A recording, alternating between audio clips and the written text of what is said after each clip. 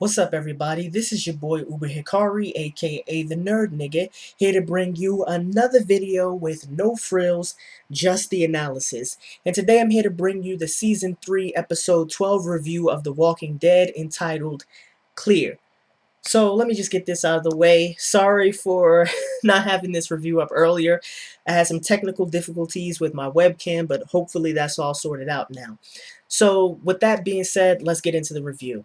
Now, I got to start this off by saying that this was a very good episode of The Walking Dead, and quite frankly, it's the really the first episode that I've liked since the hiatus.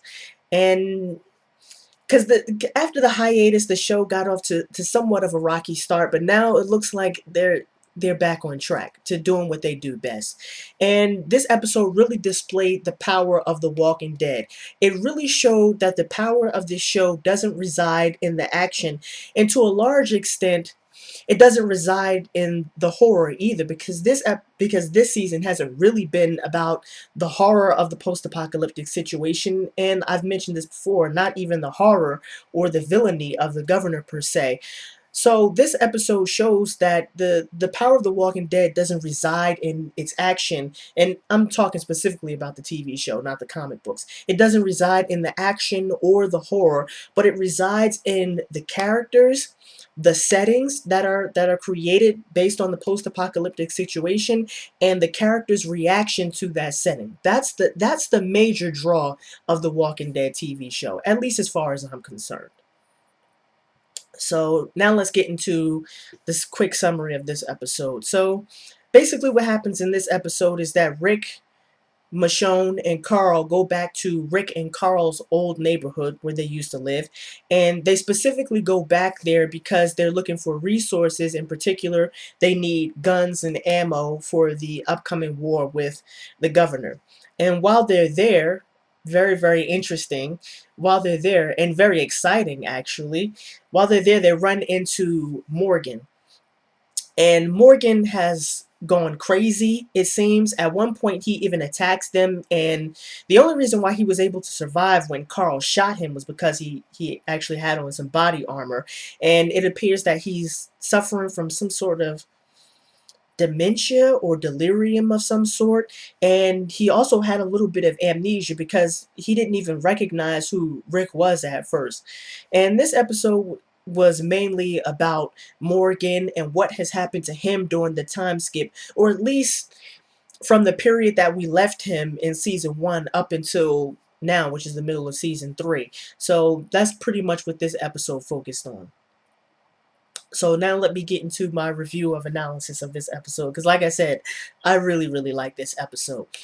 First, I have to talk about the traveler situation, and I need to talk about the traveler situation for two reasons. The first is that, well, for those of you who don't know, I'm talking about the traveler. When Rick and Carl and Michonne are driving down that road, the guy who was trying to flag down the car, and they passed him, and the same guy who was running after them when their car got stuck in the mud, and after they left their old neighborhood, when they were coming back at the end of the episode, they find him dead on the side of the road. Looks like he's been pretty much eaten to the bone by walkers.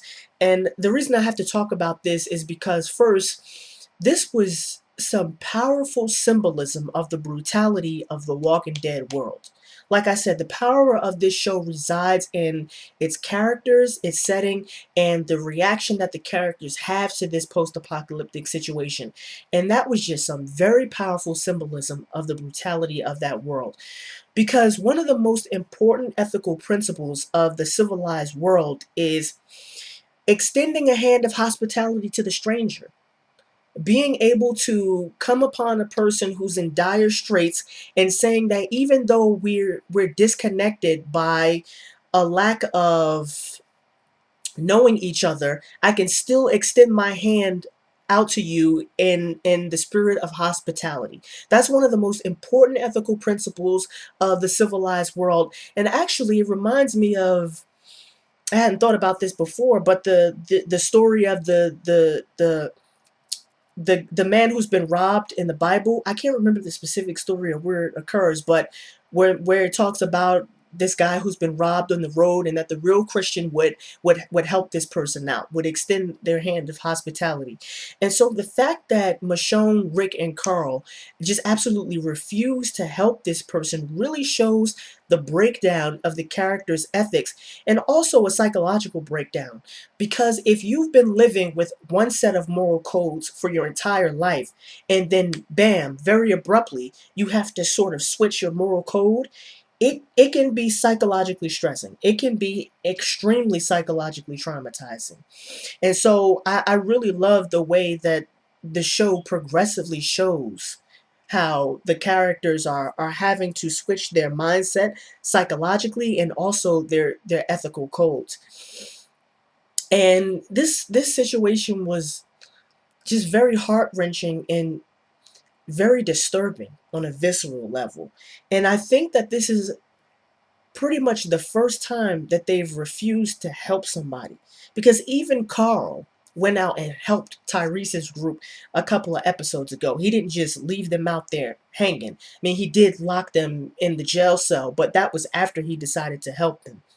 So, I mean, it's really showing that their ethical and psychological breakdown is on a steep decline. And we already know about psychological breakdowns because of Rick's hallucinating.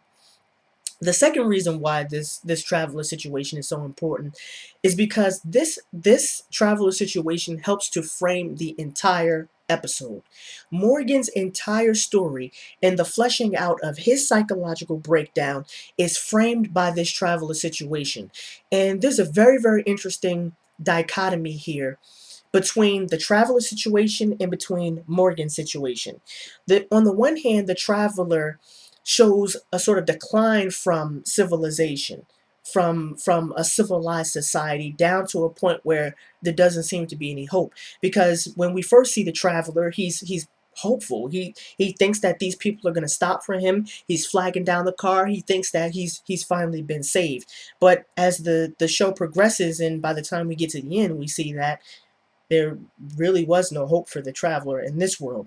While on the other hand, Morgan is going pretty much, I wouldn't say the exact opposite, but he's going pretty much in the opposite direction.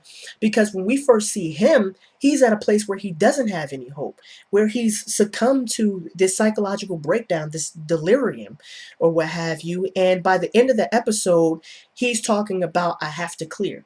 I have to clear it. I have to make it clear. And he finally comes into a state of psychological clarity, and we see that by the end of the episode, he's wrestling with his demons, and it looks like he's getting to a point where he can finally have, if not some hope, at least he can start to cope with and survive in this world. And so that was a very powerful symbolism from on the writer's part, because of the dichotomy that we have between the traveler situation and Morgan's situation, and how the traveler situation frames Morgan's entire backstory. So that was very, very good writing from the Walking Dead writers.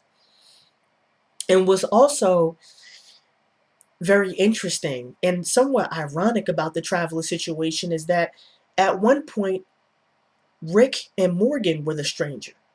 They were strangers to each other. And this comes out very, very significantly when Rick realizes that Morgan doesn't recognize who he is.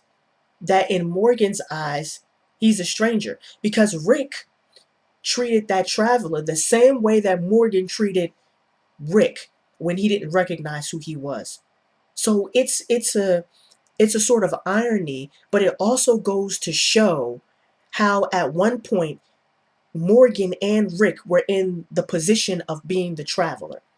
And so that goes to show again just the how far we've come with respect to the breakdown of society, and how we view that breakdown through the eyes of Rick, and in this episode particularly through the eyes of Morgan.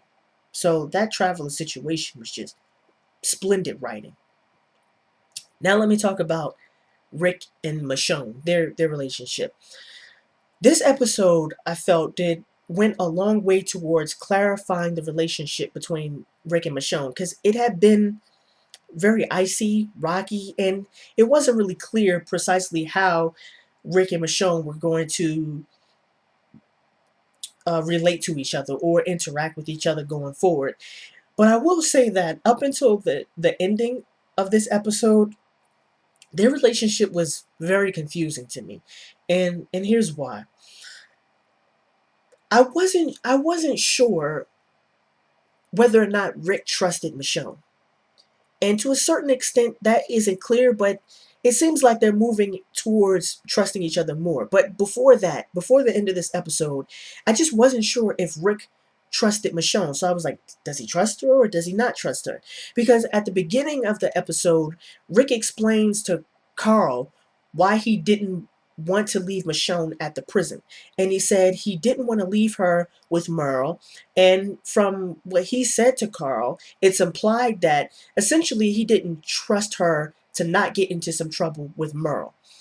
And on top of that, over the last, I don't know, 3 or 4 episodes, he's shown a general mistrust of Michonne. In fact, he was supposed to be kicking her out of the group because he told her, once you get healed, you have to go. And even when they were in Woodbury, Rick showed again that he didn't trust Michonne. He wasn't about to let her come back to the prison because he didn't understand why she left him and those sorts of things. So all of this would suggest that Rick doesn't really trust Michonne. But his actions in this episode were somewhat inconsistent with what we were led to believe. Because he didn't really act like a person who didn't trust Michonne. On one occasion, he Rick and Carl were walking. This is when they finally get to their old neighborhood and they're walking, and he just lets Michonne walk behind him. That's a little odd. I mean, if you don't trust a person, you would tend not to turn your back to them, especially when you have your child with them. It just seemed like he should have been walking behind Michonne rather than in front of Michonne.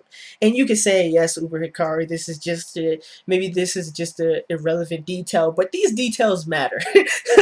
Because a large part of The Walking Dead is about setting and about setting an atmosphere in a mood and the psychological disposition of the characters. So the detail actually matters in this instance, at least from my perspective. And also, at one point in the episode, Rick left Carl with Michonne. So again, if he doesn't really trust Michonne, why would he leave Carl? Why would he leave his child with Michonne? Doesn't make sense. And that's especially true considering the fact that in this episode, Rick on several occasions seemed to be very overprotective of Carl. So I don't understand. Like when Morgan was on the roof and he was shooting down at them and he told Carl to hide, and then when Carl shot Morgan, he said, I didn't want you to have to do that. So on one hand, he seems like he's being overprotective of Carl, but on the other hand, he seems to be placing Carl in the care of a person that he's not sure if he can trust. That just seemed to me to be somewhat inconsistent. So now let me talk about the relationship between Rick and Carl. And I will say that even though overall I really like this episode, I'm not really liking the relationship between Rick and Carl all too much. And I think that even though I don't like the relationship right now, I'm pretty sure that that relationship is going to change in the near future, probably by the end of this season. So I don't see this as a major problem going forward, but I do think it was somewhat of a problem for this episode. Honestly, I think Rick is babying Carl too much. He's babying him. He's treating him too much like a child because they're in a post-apocalyptic zombie situation. And Rick even said this to Carl at one point in last season, where he said, I'm going to die, your mother's going to die, and you need to know these things so that you'll be prepared to go into the world and face the world and basically become the man that I want you to be. So Rick has already acknowledged this, but it still just seems like he's being a little bit too overprotective of Carl. And I already mentioned the part where he told Carl when he shot Morgan that I didn't want you to have to do this. But I'm just wondering, at what point is Rick going to realize that he can't treat Carl like a baby anymore? That that just won't do for this, for the situation in which these people find themselves. And like I said, he's already mentioned that Carl's going to have to become a man and fend for himself in this world and survive for himself. So if he's going to have to do that, then it would make sense that that would involve him at some point, unfortunately, having to shoot people, having to take their lives. And this is especially true considering the fact that Carl has already been through some very gruesome and traumatic situations, like having to watch his mother die in childbirth and then shoot her before she came back as a walker. And what I really want for Carl's characterization is for us to get some insight into his psychology, because we know he has to be suffering. I mean, he's a child having to deal with gruesome and horrifying situations. So I would like to see at least one episode dedicated to showing the viewer some insight into Carl's psychology. I would really like that. But as it stands now, Carl, I don't like him as a character. I really don't like his characterization. Like I said, and this is really ironic because, like I just mentioned, on one hand, I felt like Rick is babying Carl too much, but on the other hand, the writers always portray Carl as a freaking retard, just as a freaking retard. And this episode really reminded me of that, and it really reminded me of why I just don't like Carl's character in the TV show. And a perfect example of this is when he was with Michonne, and he tells Michonne, "Look, there's a walker. Go take care of that walker." And she goes over there to kill the walker, and he just dips off. And I'm like, what the fuck? Why would you do that? That's just a retard move. You're in an urban area where presumably a lot of walkers are congregated. We've already seen them all around. And he just and dips out on the person who's tasked with protecting him. That's just a retard move. So I mean, on one hand, I think that Rick is babying Carl too much, but on the other hand, every time we see Carl, he's acting like a freaking baby. And he shouldn't be acting like that. We're pretty much at the end of season 3. When is Carl gonna learn that he has to freaking grow up? When is he gonna learn that? It seems like by the end of season 3 this should have occurred already, but it just hasn't. And another example of this retardedness, I don't even know if that's a word, but his retardedness is when he tried to go back in the bar to get the picture, even though all the walkers were there. And Michonne had to tell them, listen, enough with the bullshit already. Just enough with the bullshit. Let me figure this out. Let me do this. I'm the adult here. When is Carl going to start acting like an adult? Why does he need to be told at the end of season 3 to act like an adult? It seems like he would have enough experiences for him to realize that, yeah, it's time for me to stop being rebellious. Time for me to stop acting like an idiot. I gotta grow up. It just seems like that would be the natural progression of his character development, and we don't see that here. And Carl has all the symptoms of a child who never had their parents put their foot in his ass. He just has those telltale signs, those kinds of symptoms. And so, yeah, and what makes it so bad, or not bad, but even worse, is that Carl wants to be independent, and that's understandable. But his independence wouldn't be so bad if he was intelligent or badass or cool about the situation. But his independence generally involves him acting like an idiot. So, yeah, like I said, on one hand, you have Rick treating Carl like a baby, and on the other hand, every time Carl is portrayed, he's shown as acting like a baby. Don't get it. Final thing I want to talk about is Morgan. I really love what they did with Morgan's characterization. It was just spot on, excellent writing. Absolutely excellent. And one of the things that I really liked is that They changed his backstory significantly from the comic books. And the changes that they made were great for his character.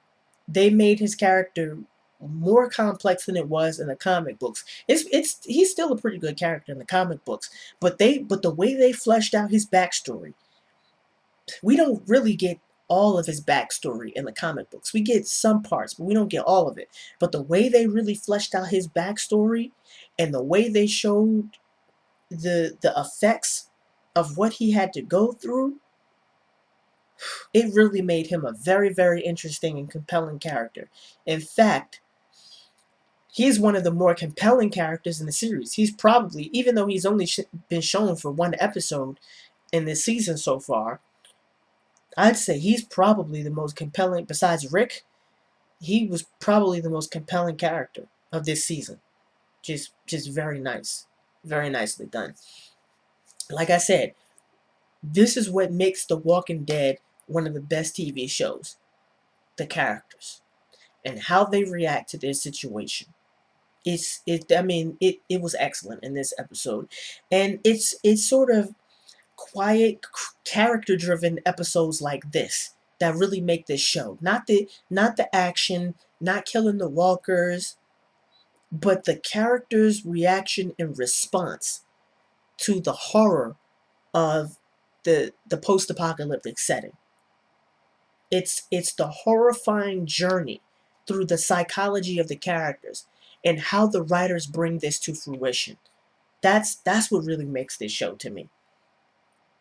And not just the way the writers take us through the sort of horrifying journey of the psychology of the characters, but also through their hopes, their struggles for survival, their their yearning to create, even if it's only a small semblance, to recreate some sort of civilization.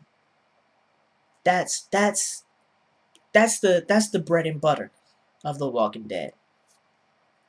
And I think in a very palpable way, this is where the symbolism of the title comes from. Because Morgan says this at the end of the episode. I have to clear. I have to make it clear. And there's a lot of ways you can interpret that. One way is that he has to clear his conscience from for what happened and sort of grapple with the guilt that he feels over having been weak. Like he says to Rick, in this world, the good people die, the bad people die too, but the weak inherit the world. So he says, I have to clear. I have to make it clear. He has to clear his conscience. And by clearing his conscience, he's been brought to a new stage of psychological clarity. That's what the symbolism of the title comes in. That psychological clarity that allows you to grapple with the situation and survive, and not just survive, but the clarity of striving for hope in the midst of an impossible situation. That was very powerful. I I, I really like that. The way the show captures this journey, Morgan's journey into clarity, to sort of propel his characterization forward. And to think they did this in pretty much one episode. That's that was amazing. But I will say the most disappointing part of this episode was the end, because I really wanted to see Morgan go back with them, even though I understand that it makes perfect narrative sense for him not to go back with them, because like he says, he has to clear it. He has to make it clear. So I'm almost certain that Morgan will come back. But this is a TV show and there's some things different from the comic book, so they might not bring him back. But I'm almost certain that they will bring him back. They must bring him back because he's such a great, amazing character. And but yeah, I was really sort of heartbroken that Rick and Michonne and Carl had to part ways Morgan at the end of this episode. But like I said, I fully expect him to be back later on. So, like I said, this was a great episode. Really looking forward to next week's episode. So yeah, this was your boy Uber Hikari, aka the Nerd Nigga. Just brought you another video with no frills, just the analysis. Peace and have a blessed day.